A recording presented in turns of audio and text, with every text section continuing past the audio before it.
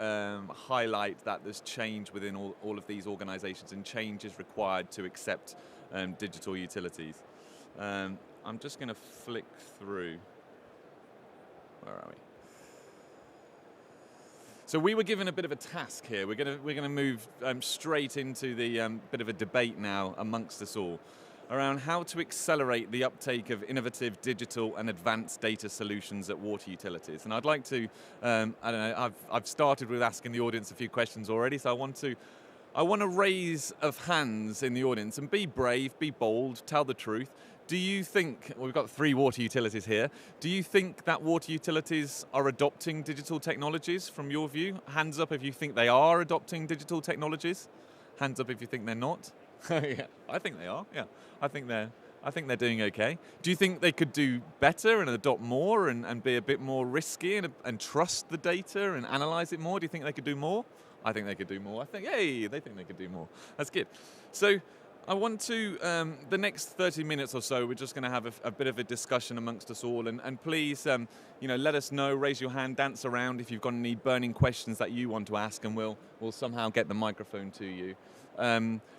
But I want to kick us off really. I want to break this down into sort of 3 areas, and the presentations have taken us in this direction really, around kind of where we stand today when it comes to digital and data within water utilities. Where we want to go and how on earth are we going to get there. So they're the kind of 3 areas that we're going to explore through these questions. And I want to start off with Valerie really, and just to ask you, Valerie, what comes to mind first off when we talk about digital water utilities? What does that mean to you? I think it's on. Is it on? Yeah, perfect. I would say the road ahead. It's something that we want to achieve more, and we already start experimenting with it, but it's definitely still a long way. Great, thank you. So Tertius, in terms of data, everyone uses the horrible phrase big data, but what does it mean? What does data mean to you? I talked earlier on about there being 190 million data points across Europe from sensors in the water distribution network. What does data mean to you? Well, we actually, in this trial, which is just 2,000 customers, we passed 1 billion data points after 6 months. So yeah, big data. I think data, if there's a maturity level that you need to go through, and I'm realizing that everyone needs to go through it. You can't teach people that just more data is not good. You need to know what you're doing before you start. But I'm now realizing that I'm almost certain everyone needs to go through that journey on their own. They need to feel the pains and learn it. So when I hear big data, I just see plastic. So it's kind of, I don't know why, that's the first, it's the new plastic, and people just think they need to hoard it. Massive advanced facilities being set up with air coolers and carbon, and yeah, so a little bit the other way that the digital transformation leads should tell you. Okay, that's interesting. And Chris, over to you. So do you think your organisation, Bristol Water, is mature when it comes to digital and data solutions? Do you think you're doing a good job, or where do you sit on that kind of? I think I showed a slide earlier from crawling to flying. Where do you think you are on that kind of scale? I don't think I'll comment on whether we're upright or even airborne yet, but. I think the challenges we face with data is that there is hordes of it out there. It's really easy to get hold of. There's no trouble there. It's just that it falls into different systems and different departments, and you suddenly become, butting up against all of those traditional people issues where you've got silos you can't break down because a department might be protective over their data set that they have, or the system might just be outrageously expensive to integrate into a broader common data set. We're seeing a lot of that actually. That's a real challenge. I think one thing I'd reflect on with all of it is it's not just intrinsic to the water companies themselves, though. I think the market has, the supply chain in the market has a lot to offer here, as we develop solutions and as we handle data, doing it in a very open format is the sort of trend that we're seeing people push towards, and I think is showing a much more mature mindset around how you welcome innovation to get the value from the data. Otherwise, it's just going to rack up servers and be very costly to cool and all the rest, and just sit there, you know, costing you a lot of money and not doing anything for you. And as soon as you open it up, through the supply chain and within your own company, I think you start to see a really big difference. And pick between you who answers this question, but who do you think you've got enough data now, or do you think you need more sensors out there to get more data in, but do something with it? Yeah. I think we do have enough data now. The change management of the impact of the insights is a lot. Knowing where leaks is one thing. Having the people to fix them. So I feel there's gonna be a massive increase in actually just boots on the ground for the next few years, because you can't prevent with data something that's already happened. So there's going to be the insights that we have is enough for the businesses just to manage. If you're gonna have more insights, I think that's too much change, potentially. Okay. I think it's also not just a question of quantity and whether we've got enough, because I'd agree with certainly there's loads there and loads for us to act on to keep us busy for a long while. I think it's also about how we then use it. So having a historical database to analyse and optimise where we might go and hunt for the leaks and the work we might do is one thing. Then actually working on a real-time basis to feed things back in that sort of digital twin fashion, I think is the next iteration. And I think, you know, a lot of us are trying to explore along that journey and have some way to go. But I think using it differently and learning to take the hurdle from historic analysis into real-time feedback and control is a whole different step. And then, of course, there's predictive after that. But yeah, and I think it's a really good point Valerie made throughout her presentation was around. You know, the interaction that water utilities have with you and I as customers is typically when, you know, there's a break in the pipe, or there's a water quality problem, or they're digging up the road in the street and you can't get your pushchair around with the kid in it, and that's the typical interaction we have with customers right now, which is lazy. So I think, Valerie, it'd be interesting to understand from you in terms of the data you're going to be getting from the smart meters and how that will allow you to be a bit more proactive with that customer interaction. I think definitely. We have a pilot right now with the smart meters, and the purpose of the pilot in the end is to make a strategic advice for the next few years, how to deal with it. What we noticed during the pilot is that we detect leakage at people at their homes. So one of our colleagues got a swimming pool in his garden, and we had a massive leak. You're leak. paying too much to your employees, I think, if they can have swimming pools. They're worth it. No, but he was really happy to notice that we detect the leak with the smart meter, because without, he just had a message from our custom service saying, "You're sure your meter reading is right, because this is really high?" And he said, "Yeah, it's definitely what's there." And I said, "Okay, good for you." And we just collect the money for it without actually giving him advice on, hey, maybe something more is going on. So in that way, we'll be more helpful and giving him tips how to save some water. Saving water might not be a financial thing in the Netherlands. Water is available everywhere, it's cheap. But from a more sustainability point of view, I do feel it's worth it. And people do become more aware of that they should save some energy and some water. So in that way, I do feel that we can make a more positive contact with our clients instead of just paying the bill and the negative contacts. Sure. Yeah. So that we're sort of touching on, if anyone's got any questions around kind of the existing position now, make yourself aware to me. But we've kind of laid the ground there in terms of, you know, we think perhaps there's enough data out there. I mean, some more data from different areas might be useful in terms of how we engage with the customers, but it's really around, you know, what are we doing with this data? How are we analyzing it? And how are we then getting insights to make operational changes across our infrastructure, our networks, our treatment works? That seems to be the kind of the next steps. And I guess this is a bit of a loaded question, but Chris, you know, do you know how many sensors you've got out there? Is it something you're tracking constantly, or is it something that you? So. Yeah, we spoke about it beforehand, so yes, I do know it's about 3,000 sensors at the minute. They're mostly pressure and flow monitors, trying to understand what's going on in the water network. We have a few water quality sensors out there and other sort of reservoir sensors for the levels as well. Cool. And do you have a feel for, are you looking to, we've done some analysis into this, as I mentioned, and we've seen that the general trend is that there's going to be a 7% increase year on year of sensors across the globe. Do you think that you need to, leap forward with the number of sensors? I think we worked out that you've got a sensor, every 2 kilometres, I think, within Bristol Water, which is slightly behind the average that we've calculated. But do you feel as though you need to really ramp up that rollout of sensors? Is there a plan to roll out those sensors? We're behind the average because we've optimized where we place them to get maximum Nice value. answer. You see, Nice. that's the clever finances of it. I think there's a real challenge in the water industry as a whole around sensor deployment, because we don't have the same business case that other utilities would have. It is, as you mentioned, a cheaper product. So the financial case for it is often challenging, and actually powering them becomes quite difficult because we're not carrying electricity through our pipes, we're carrying water.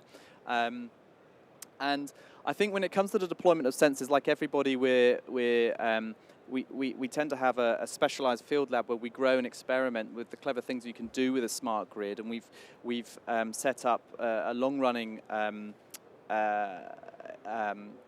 pilot that's with Imperial College in the UK that actually can allow us to operate our network in different modes. So you can operate the network in a calm fashion to extend the life of its assets, or you can change the mode of that network and put it into event response to keep customers on tap when a certain segment of your network might go down. So it allows an awful lot of clever things to happen. And we're using that to really build the case for what do we need elsewhere. Because I think that changes all the time. So there's no one size fits all, and the instrumentation costs are dropping all the time. And your ability to optimize where you deploy those instruments drops all the time. But I think we'll also get different types of sensors to what we have today. So one of the businesses in our incubator actually has a sensor that listens along a pipe for a micro crack. So before it becomes a burst, and then it can identify from the sort of acoustic fingerprint, if you like, of that pipe where that micro crack is. And that's not something that's commonly done in the water industry, but I think it could be something that we start to see happening, which changes actually how we start to monitor as well. So you can optimize where you deploy them, but you can also change what you start to monitor as technology and costs develop. So I've kind of dodged your question a little bit, because the answer is no. I don't know how many we're going to have in the future, and it's hard to say. But there's a number of reasons for that, I think. Okay, good, thank you. And over to Tertius, in terms of you called out a few of the suppliers that you're working with, a few of the, I guess, sensor suppliers, some hardware, some software analytic packages as well. Do you think the suppliers are doing enough? Do you think the sensors are good enough? Do you think the analytics is good enough? Do you think... Don't ask me that. I think there is definitely some work that has to be done when it comes to smart meters. That's the Dutch answer, right? The Dutch people are just straight in there. Very direct. Smart meters is like a phone. You can have a phone, but if you can't call with it, you think it's a shit phone. Might not nothing to do with the hardware. It's a connectivity that's not working properly. So it's the same with the smart meters. We have smart meters. They are working, but the connectivity is not great, especially in the areas that are a bit more rural. Zero connectivity. So the responses that we get, that smart meter doesn't work, it's not good, we cannot use it. And that ruins the relationship. That ruins the relationship, yeah. So and in terms of the culture within your organisation of adopting digital solutions, it crushes that as well. It does, yeah. So the work should be done in mainly the working together with the connectivity and the hardware. And if that's fixed, I think we can move forward. I think he's gotten brave now. Valerie's gone in there. No, I can't get in trouble anymore. I agree a lot with that. And when IoT, everyone thinks about, oh, this is small money. This is not. You don't need to spend a lot of energy on putting the tender, the program, the service level agreements, all that in place. So when you do go for smart meters, everyone says, oh, it's smart. But if you put out $1 million, this is actually bigger than a water treatment works. It's a big project. And people need to understand that you need to manage that with program managers, very smart procurement people looking at the terms, services, because you're also going against big telecommunication potentially companies, and they might just feel, well, we can bully you a little bit or whatever. Yeah, okay, now I went too far again. Good stuff. I think it's an interesting point that Valerie makes around communications. However, I was in Australia recently, and I met with a few Australian water utilities on the east coast, and I'm not discrediting any of the meter manufacturers that are in this room today, or perhaps in the audience. I don't know. I'm absolutely not discrediting them. However, I will discredit them. However. There's 2 water utilities in Australia that are developing their own water meters, and I'm like, but there's you know how many there are? There's probably like 20 different water meter manufacturers. Why on earth are you spending your customers' money developing smart meters? And the 2 organisations, one of them is Southeast Water in Melbourne, and they're developing, the Ferrari of smart water meters. It has everything in there: conductivity, temperature, pressure, actuation. It has everything you can think of. And then there's Hunter Water, just north of Sydney, and they're developing the Ford Fiesta of meters. I can say that because I had a Ford Fiesta. So it's very basic. It's very cheap. It does exactly what it needs to do in terms of monitoring water consumption very well. But there's 2 organisations developing very different water meters amongst this world of many other water meters. So it begs the question: do they not trust in the meters in the market right now, or do they not? Are they not at the right price point for those organisations? Do they not have the right capabilities? So, The interesting thing about Southeast Water Australia is that they've got a commercial arm, IOTA, and this is a commercial endeavour, which I don't know the relationship between using money for R&D and then pushing it into a commercial model. Yeah. But yeah, if I can try and answer that question. Well, we can all leave then. My personal opinion is we need to look after change agents, people that drive change and actually has the technical understanding of how something should work, and just don't have the tools to articulate it in a way that the business can absorb it. And those people, they fight day in and day out for change, and they're not that well kept after, and they are getting fatigued, especially in the UK, with the regulator potentially feeling like it's a never-ending process of looking for funding. Okay. So I would say giving them the tools and innovation to articulate what they see, but in a way that the business can absorb it, and keeping them motivated. Okay, so this is about the champions within organisations who are trying to, push for this change, and giving them perhaps a higher pedestal to stand on, or more voice, more gravitas, more power, I guess, and protecting them. Sorry. Well, yeah, tools really. So it's design thinking tools, and a way to really de-risk opportunity and show the business that this is actually something that you can invest in. We do a minimal viable product, start small, do loads of iterations, and use the lean startup agile approach, and just teach them how to actually make this look very unrisky. Because when we first went to Southeast Water about this IoT, digital, 5G, what did you think the director's going to say? It's like, you need to spend £1 million on project management. It's like, no, you took small steps, but thinking big, and then using the tools to make sure that it's de-risked. Chris, did you have a point? No? I agree with you. However, we're facing the... However, I don't. The challenge that we are facing is that right now we got a project team about smart metering, and I'm very keen on the change, and so is my project team, and we're really trying to spread out the word, and we're trying to involve our colleagues as much as possible. But at the same time, water companies, they love their pilot projects. We have in our mission that we want to be innovative, but at the same time reliable, and that makes it very difficult. So on small scale, we can definitely experiment, and there is time for that, and there is budget for it, and there is enough passion for it.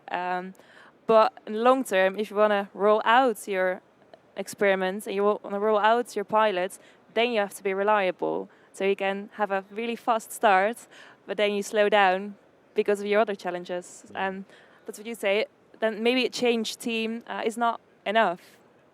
Yeah, and I think I know notoriously we at ISLE have undertaken quite a lot of business case development work on behalf of water utilities to try and understand what the business case is for smart metering, for example. And it never stacks up. If you're using your smart meters just to bill customers, we've never seen a positive business case. Perhaps we're missing something and doing it incorrect, but we have never seen a positive business case. Is that going to be a challenge for Avides when you look to roll out your smart meters? Definitely. I think in the past it's just been looking for financial business cases. Well, there's not just a financial business case, it's got way more to it, like having a service for your customer or be more sustainable or just be up to date. Like sometimes you have to do renovations in your house, not because you want to add value to your house, but just you want to have an up-to-date kitchen, for example. And I feel with meters, we're still installing meters that are not digital, and we do expect them to last for 15 years. In that way, I don't really feel that we're going towards the future. So maybe we should stop focusing, is it going to bring us any money, and just looking at other advantages that it has, and sort of accepting that you have to make investments sometimes to be up to date. Mm-hmm. Okay. And Chris, Sergius, please. I want to add to that. That is very true. If you just look at billing and maybe a little bit of a customer app, it's probably smart meters is very close together. Jacob's actually invested heavily in a social value company, measuring the social value of something just to push it over. But it's not just adding that 10% to your business case that now makes it viable. It's actually looking at what does add social value and then changing the way that you operate and design. So my job at the moment is I'm doing Public Utilities Board in Singapore is also doing a smart metering rollout. And all I'm focusing on is nothing to do with the customer and nothing to do with billing, but what else can it do? Smart nations wise, what patterns can you pick up? If someone's waking up at night and they have dementia, now how do you keep them at home? Can you then pick up patterns and behaviors? And normally only 20% of your customer base interact with you. So when you do customer segmentation and profiling for behavior science, that gets difficult. But now, what if you can measure them onto how their consumption is, and then you have actually everyone profiled. So that's why the behavior science piece and how you get customer satisfaction from smart meters is now kind of I think then everyone will just adopt it. I think there's one more small point on that, which is actually smart meters might then enable a new market where customers would find value. So there are products appearing where people can, have monitors in their home that listen for leaks, and if that can take an input from your smart meter that tells the exact amount of water that's going into the household, I think that'll really help create a new market where there's new value. But yeah, I think the case for it has to be one made on principles rather than on finances, and the overarching one for me is just fairness. You pay for what you use. It's very hard to argue with that. I'm just going to pause for a second to see if there's anyone wants to ask any questions from the audience. It doesn't appear that's the way, so we'll use my questions. So otherwise, I have an addition to the business case. We're now focusing on consumers, but businesses, there is a business case for that. So we do share knowledge in the Netherlands between water companies, as we're not competitors from each other. And most water companies have discovered a positive business case for businesses. So perhaps we can start with it. Or is that what you mean? So like cities or housing associations, for example, and they've got 10 to 1,000 meters. So why not starting with that? And then perhaps in the future, when meters come cheaper and the connectivity gets cheaper and better, then we can move on to consumers. Yeah, okay.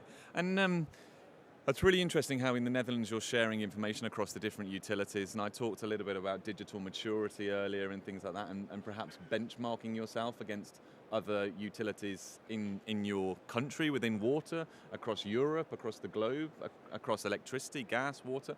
Are any of you looking at that benchmarking and how you, in terms of how we can improve in this area? Is there anyone exploring that? Do you see any value in it? Yeah, so there's a Swan group. I don't know if everyone knows about the Swan group. That don't know. Okay, so Swan is a smart water network forum. It's quite a big and very active one, and it started a few years ago. And they released a benchmarking tool a few months ago, which everyone, I know there's a lot of companies already benchmarking. It's open for everyone to use, and then there's a few pillars, and it tells you where you are. But like you know, in the UK, it is kind of difficult when you're measured against each other and then asked to collaborate. So competition and collaboration is kind of conflicting. Yeah. I think it's an interesting question that it depends why you're wanting to benchmark, because I guess ultimately as a water company you just want to provide good customer service and perform well, and actually it's not really about how digitally mature you are, it's just a means to an end. So I think it's useful to get learnings from others in terms of how they do things and where they operate. But I mean, I know there are areas of the business right now where we're actively ripping out some of the technology that's gone in because we think we can perform better doing it manually, and even if you have to get more people to do it, and that will get higher performance, and that's what ultimately counts. So there's some areas where we make a very odd decision to deliberately step back, and you'd hamper yourself on that benchmarking, but for good reason, I guess.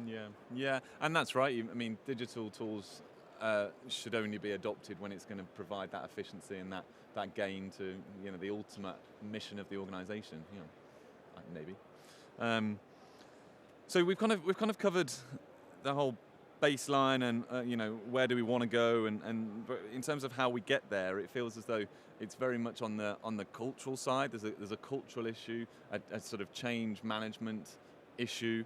There's perhaps a trust issue as well. There's a lot of talk about security every time. We haven't had that word yet in this discussion this afternoon at all.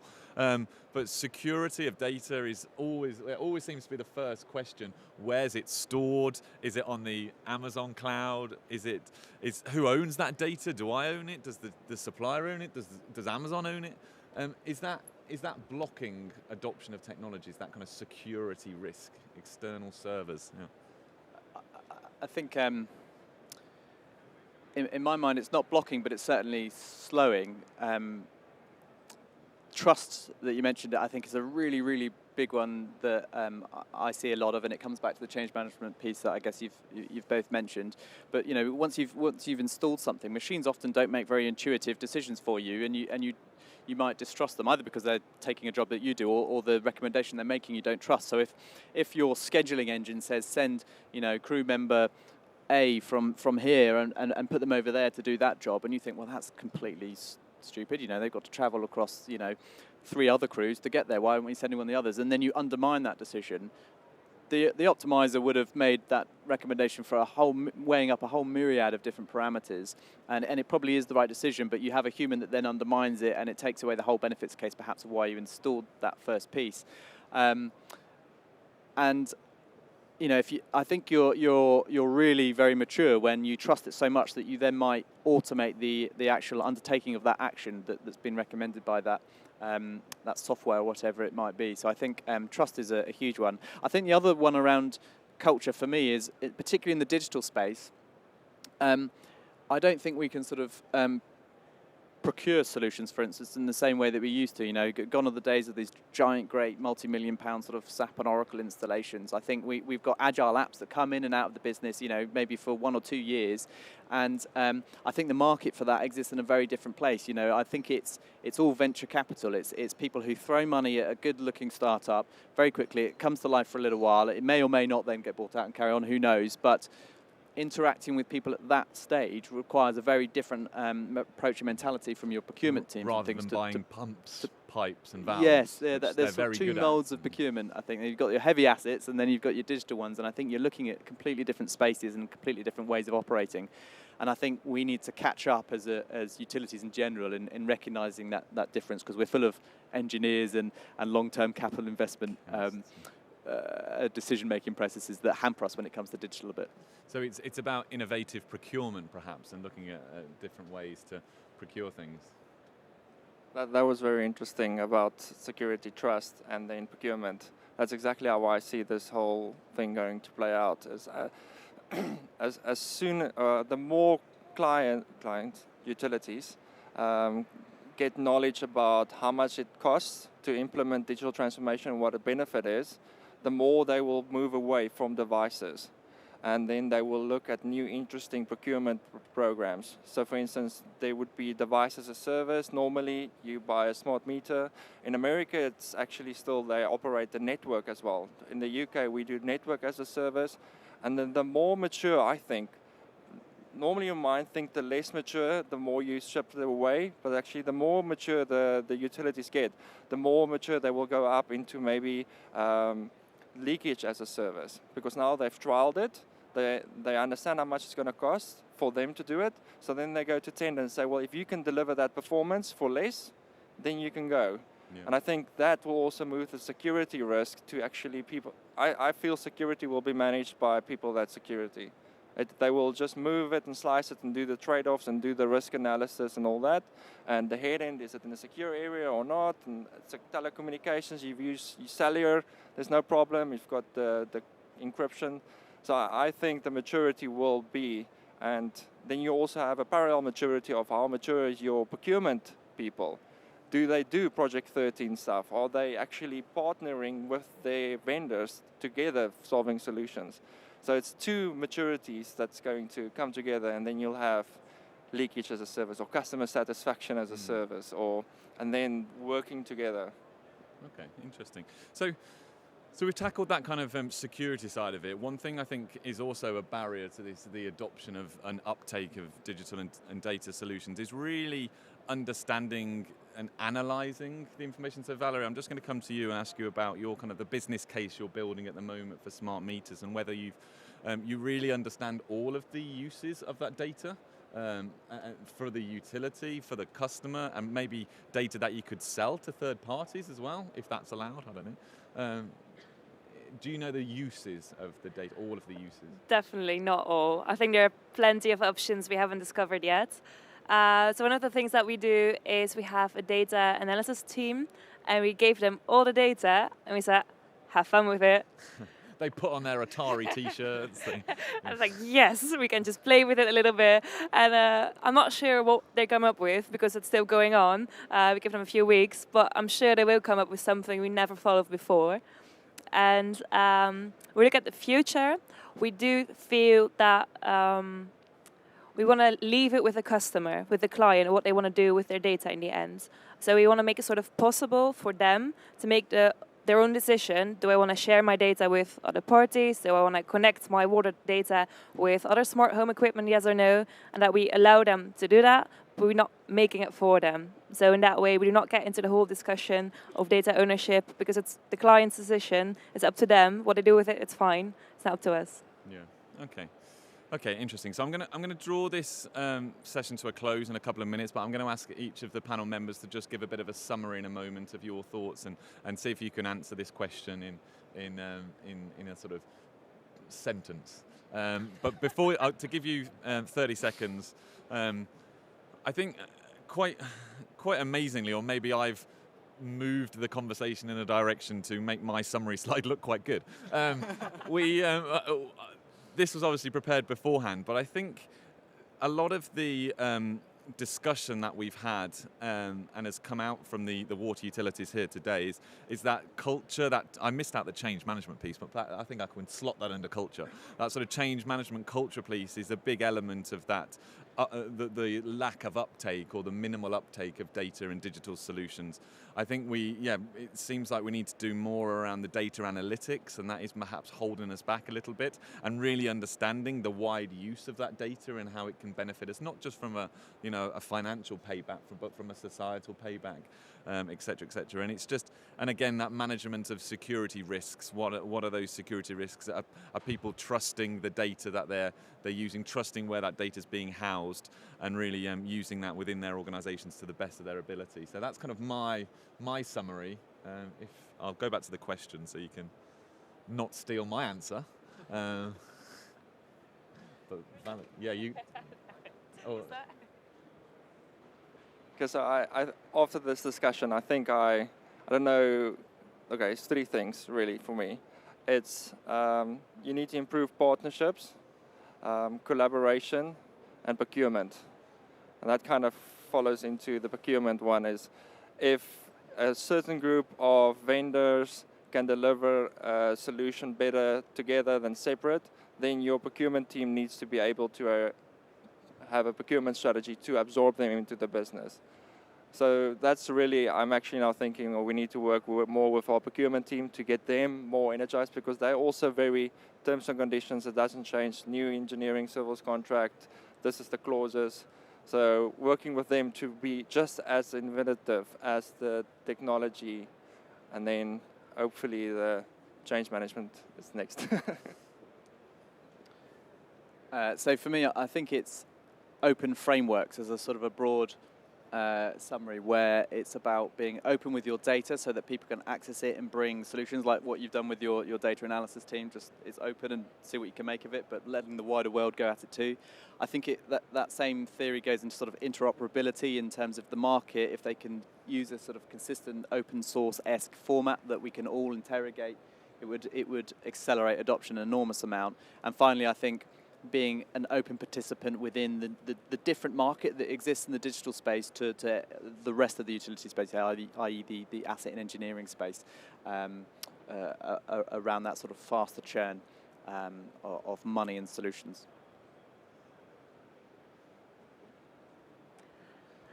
I think for me it would be start small, work together with the people that are actually going to use the work, to let them get familiar with the new innovations and to let them adopt it in the future, and definitely make sure you got a purpose with your digital innovation. Don't do it because there is budget or because you can, but actually because you want to improve something that adds value to your client or massively to your process. And you should not look for a holy grail, because it's not there. We have to look for combinations. We have to find a solution for a certain client in a certain area. Something different might be much better for other clients or another area. And in that way, I would love to work together with the suppliers. We're already doing that, but we'd love to do it a bit more, that we can together make something that is actually adding value.